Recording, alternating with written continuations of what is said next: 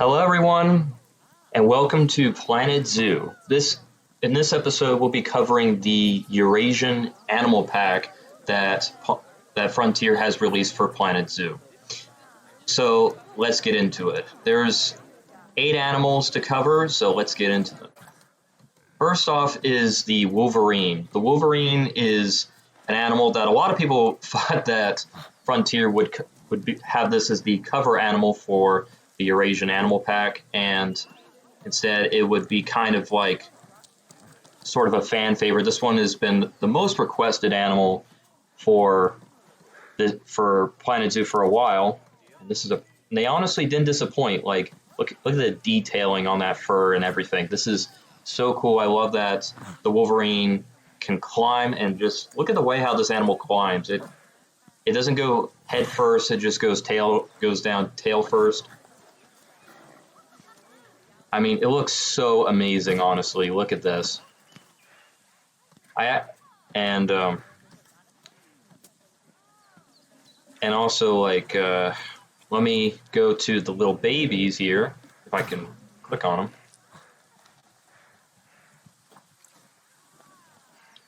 These little cuties. Oh, okay. Guess you don't want me getting it real quick. Where are you? There's 2 of them right here. All right, gotcha. But yeah, like, these are the little babies right here for the Wolverine. They look so adorable. I really love the Wolverines in this game. Now, if any of you guys are like OG Zoo Tycoon type people, wow, that was a big leap, then you would definitely remember that Zoo Tycoon 2 had Wolverines in the game, but they always had like a sort of a hunchback sort of walk to them. They were very awkward looking when they walk. This game definitely delivers on giving us these Wolverines for sure. Just their behavior and just them moving around.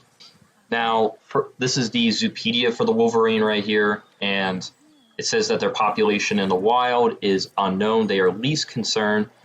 And I love how they're considered as mustelids, which are the weasels and stouts and stuff like that. And right here it has it being in North America, Eurasia, like in Europe and Asia. Its biomes are tundra and taiga, and you need like 30 meters worth of climbing space for them. This is the minimum requirement that you have for Wolverines, and that's a lot of space that they need. And so like you can have up to 1 male and 1 female in per enclosure, and they're pretty neutral about humans, but you cannot let them go in there, obviously. And the males are bigger and heavier than that of the females, which is pretty cool. And here's all the information, all the facts regarding Wolverines. I will want to say the Wolverine's Latin name is Gautu, which means glutton, because these animals, they love to prey on all sorts of different cool things. They'll hunt anything as big as a moose or a caribou, which is pretty cool. Wolverines also have a very strong bite that can crush bones, which is very, very interesting. They've been known to drive off wolves and grizzly bears. I've even heard stories of them killing polar bears, which is wild to me. But yeah, these animals are pretty cool, and they have no species enrichment. So it's really nice that we finally got the Wolverine in Planet Zoo. Such wonderful animals. Next up is the Takin, and now what's strange here is that in this game they just call it a Takin when there's apparently 3 different species under the genus Takin. So, which is very odd that they didn't even really specify which species they're covering here, but given the coloration that they're going for with the fur and everything, this is I think this is the Cheyenne Takin. I think that's how you pronounce that name. And so I don't know why they just don't call it by that, which is again very interesting. But these are honestly very interesting animals. I'm very glad that Frontier added them to the game, because these animals are they live in in the similar mountainous ranges and stuff like that as the giant and red panda. So that's pretty cool. They're also very popular hoof stock in actual zoos. I almost said modern zoos, but the pretty cool seeing that. And I mean, the babies too. I mean, the babies look so adorable too. Like, look at this guy. Zooming on right by. So I mean, that's really cool. Now this is the thing for the takin. Now the takin is like its population in the wild's unknown. It's listed as vulnerable, and so yeah, that's like, there we go. But yeah, this animal lives only in Asia. It lives in, like, its biome is taiga, grassland, tropical, and temperate.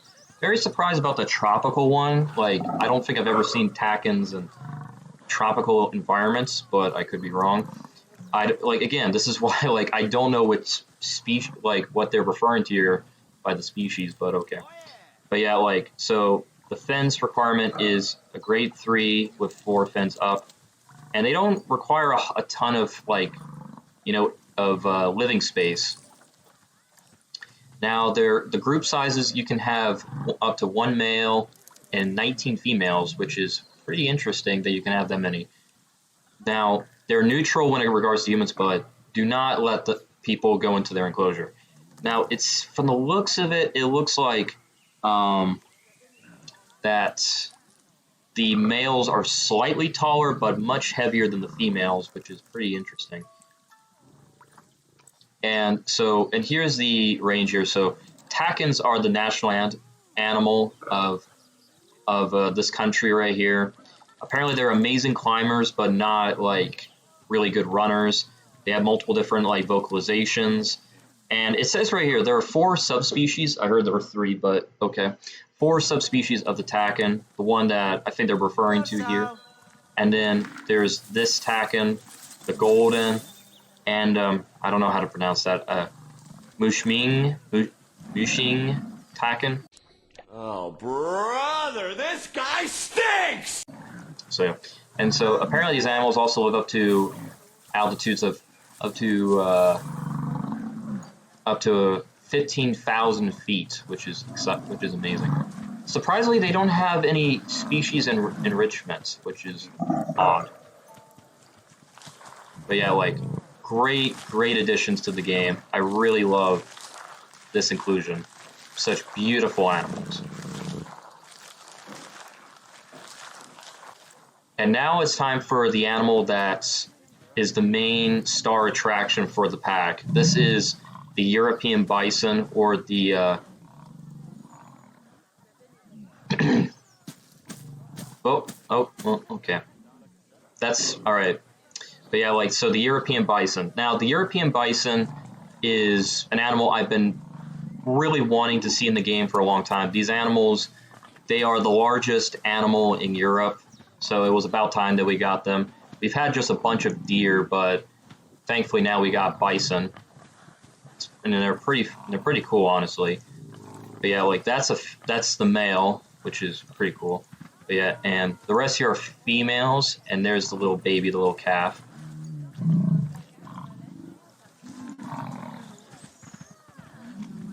Such wonderful animals. And so here's their zoopedia right here. Now, I've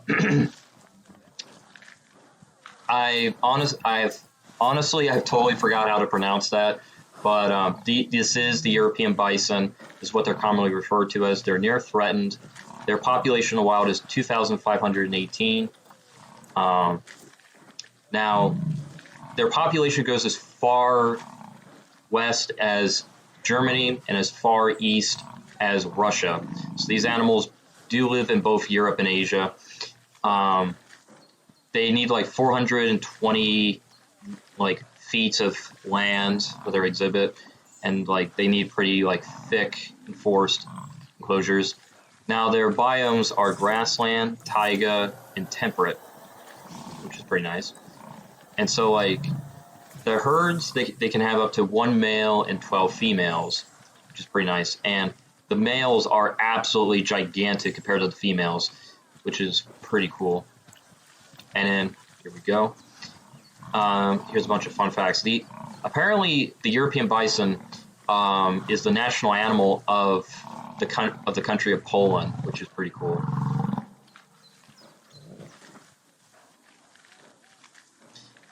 Something I just realized, they refer to Poland as a county, which is interesting. Okay. But yeah, the European bison used to be heavily hunted for its hide, meat, and horns, which were used to make drinking horns, which is very sad. But yeah, like there used to be 3 different subspecies of the European bison. 2 of them are now extinct, but there is 1 still remaining. And then, like, for the interspecies enrichment, their enrichment is with the European fallow deer, the mute swan, which we'll get to later, the red deer, and the wild boar, which we'll get to in a bit. But yeah, like, it's so nice to see you having the ability to really build much more interesting and engaging European exhibits. Now that you don't just have to necessarily fill it up with just deer, you can now use, you can put bison in there now, which is really, really cool. Such magnificent additions to the game. Next up is the wild boar, which, honestly, these animals look really, really cool. These animals, it looks like Frontier's been just banging out a bunch of swine or just, or animals that are distantly related to pigs. Like, we had the Red River hog, and then the collared peccary, which isn't really a pig, but they are, I guess, related to them. And now we got the wild boar, which was a really, really overdue animal. It's, I guess you could call it more basic animal, but it's been a while since we had pigs like this. This is pretty cool. They make a lot of whining sounds, like, man, oh man. Now, this is the male, this is the boar, and I think that's the sow, that's the female wild boar. I mean, they're just moving around, they're all dancing around. Like, look at the little piglets, too. Playing around in the leaf litter.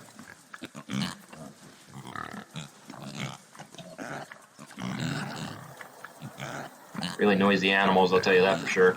And for the wild boar's Zoopedia, here it is. The wild boar is least concerned, and it has an unknown population in the wild. But here's the thing: it's crazy to think about that wild boar live in both Africa, although it doesn't really specify which part of Africa, but Africa, Europe, and Asia. It is just everywhere, and it lives all in sorts of different biomes. It lives in temperate, grassland, desert, taiga, and tropical. I mean, you can put them in pretty much anywhere. I mean, it's just absolutely wild. And you can have 1 male and 29 females. I mean, it is just quite insane to think about that these animals have such extensive groups like that. The males are obviously bigger than the females and heavier. And so for here, apparently there's a lot of cool stuff regarding wild boar. Like, it says your wild boar's hair used to be used for toothbrush bristles. The wild boar's main predator is the gray wolf. They have poor eyesight, but compensate that with excellent sense of smell and hearing. And just like the European bison, they have the same sort of interspecies enrichment. The European fallow deer, mute swan, red deer, and the European bison. So yeah, it's really nice that Planet Zoo is putting more towards pigs or like close relatives of pigs. It's quite awesome. Man, really enjoying that mud bath. Next up is honestly the biggest surprise of the pack, and that is the mute swan. The mute swan, this was a creature I didn't think that was going to be added into the game, but it's such a welcome surprise. The mute swan is a rather large bird, and Planet Zoo has also been introducing a lot of bird species as well. Like we got like the kiwi and the little blue penguins and stuff like that. And now we got waterfowl like the mute swan, and so that's pretty exciting stuff. And it had some. Oh, here's a baby. I was about to say I know I had some babies in here, but look how cute they are. Just little Bubba's just walking around on the rocks.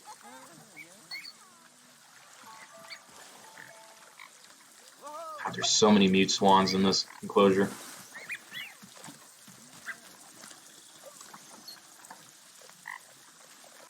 So this is the zoopedia for the mute swan. They're least concern, and their population is also unknown. These animals live in both Europe and Asia. They have a pretty extensive range. Their biome is aquatic and temperate. They require a lot of range for both water and just land in general. But also, like, you can have a lot of them too, about 25 males and 25 females, which is just insane. And then there's actually a lot of interesting stuff regarding the mute swan. They're apparently highly intelligent and they bear grudges. These animals were introduced to North America. They are the heaviest. They're one of the heavier birds that can fly. And it says here that a particular male, which was like 50 pounds, was the largest flying bird ever recorded, which is insane. And they do have like, they mate for life, but they don't always mate for life, which is interesting. They'll have like several partners throughout their life. And once again, they have the same sort of enrichment with all these other animals, so which is pretty cool. Oh gosh, that was like a symphony. That's pretty cute. Oh, look at the little babies too, right here. It's pretty cute.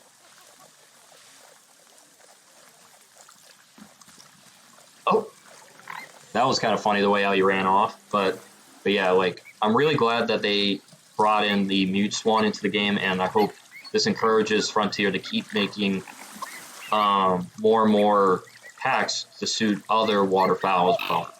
Next up is another exciting addition to this pack, the Saiga Antelope. And honestly, the first time I've ever heard about Saiga Antelopes was in the BBC documentary Walking with Beasts in the final episode when we're showcased the mammoth steppe. And so that just showcases how ancient these animals really are. I mean, just look how bizarre this animal is. It looks so unique in terms of gazelles or antelope. And this animal looks like a Star Wars character. It just looks so unique with that nose. It's like a mixture between like a gazelle and like a tapir or something like that. It looks so bizarre. And before I really get into it, there actually is some great news that came out about the Saiga antelope. These animals used to be critically endangered, but as of this month, it was addressed that the Saiga antelope population went from 100,000 to literally 1.9 million in Kazakhstan, and due to extensive conservation efforts and hunting limitations. So the Saiga antelope is now considered as near threatened. It's no longer considered critically endangered, which is such a great bit of victory for these animals. And so great to see that these animals are making a major comeback. Where are they at? There we go. These little guys. And here's their zoopedia right here, the Saiga antelope. Right now it's considered as critically endangered, but it's now no longer that. It's now near threatened. But yeah, this is what they are right here. They live in desert and grassland biomes. They need a decent amount of land, but they don't need as like heavy amount of heavy-duty fencing. Their group sizes go from like 1 male to 10 females, which is interesting. These animals typically live in large herds, so I'm surprised they don't need that many in order to be around. Now, this is an interesting scenario. So it says they're shy towards people, but guests can enter their enclosure. Like, I would honestly be very curious to see how someone can pull that off. But yeah, that's kind of counterintuitive. But yeah, like the Saiga Antelope can run up to 50 miles an hour. They migrate over 600 miles between summer and winter. Like, wow. It says that their nose is believed to have been adapted to filter out dust in the hot summers, and they're often predated by wolves, and their calves are often killed by foxes, dogs, and eagles, which is wild. So, and it says here when trading rhino horns became illegal, Saiga antelope horns became more in demand and were often used as rhino horn substitutes in traditional medicine. This was even actively encouraged by rhino conservationists. Wow. Okay, so I guess they assumed that's the better of two evils, like, wild. But they, for some reason, they don't share, like, an interspecies enrichment. I mean, I can imagine you can use Saiga antelope with the Brabowski's wild horse and some of the other animals that live on the steppe. But, I mean, this is just so cool. Oh. Baby's like, oh, I hope you don't mind me walking over your food. Yeah, it's so many. That is so cool. And then the exhibit animal, the Hermann's tortoise, and this guy is just on top of a rock, just chilling and doing whatever that is. I don't know why she has her mouth open, but the Hermann's tortoise. This is actually a really interesting thing for them to do. This is the first grassland mini exhibit that they have in the game. And so I really hope they keep doing this in the future. But this is nice to see a little tortoise be as the center of attention here. But yeah, like these animals have like biomes of like temperate and grassland. These cute little guys. They almost kind of remind me of like box turtles here in America. That's pretty cool. Look at this cute little guy. So adorable. And then, yo, uh-oh. Bro, I disabled it, escaping, the heck? Uh-oh. No, stop it. Hold up. Alright, next up, or at least, oh wait, hold up. This one woke up, so. Not. God, you suck. Come on, Blue. Last but not least, this is the Sloth Bear. If any of you guys are Jungle Book fans like I am, then y'all know who this is. This is Baloo. You better believe it. This is honestly my favorite creature of the entire pack, because, I mean, just the level of detail that they put in for the Sloth Bear is just incredible. Like, the Sloth Bear in this game is clearly the best bear that Frontier has made. The other bears in this game are very much lacking in the detail department, but this honestly looks amazing. They did a great job of what the Sloth Bear looks like, and these are just such cool animals. I'm really glad that the Sloth Bear is getting a lot of love here in this game, and they definitely didn't disappoint. Aw. This guy. This definitely has Baloo personalities right here. It is cutie.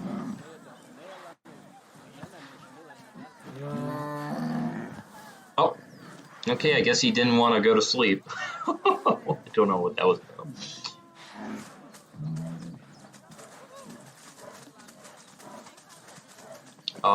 I really hope that bear is not on the other side of the enclosure.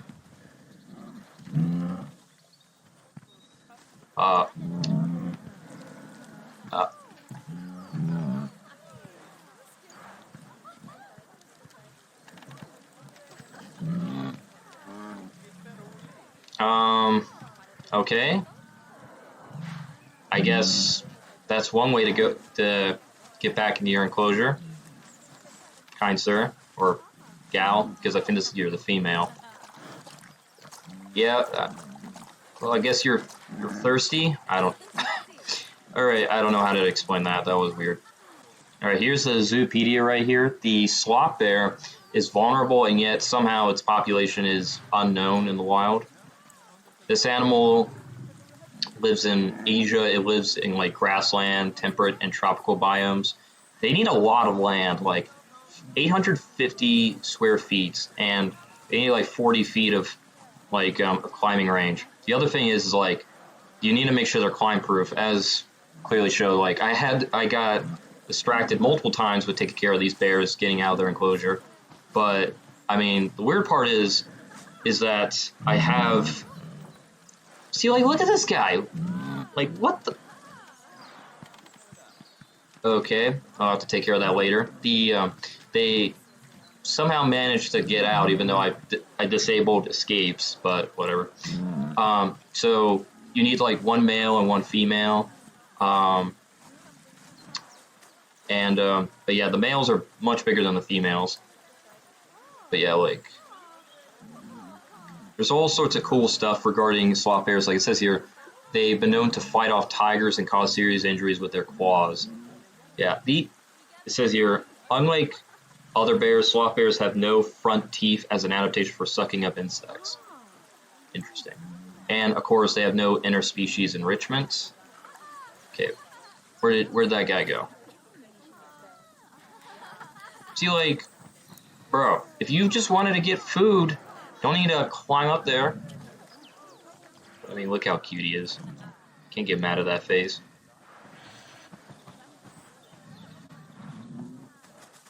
So anyways, that is the Eurasia Animal Pack covered. I really hope all you guys check the newest DLC from Planet Zoo out.